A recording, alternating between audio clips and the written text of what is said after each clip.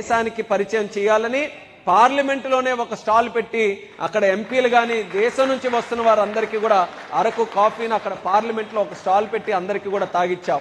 చాలా అప్రిషియేట్ చేశారు. కానీ ఇప్పుడైతే ఢిల్లీలో అందరికీ కూడా అలవాటు అయిపోయింది అరకు కాఫీ.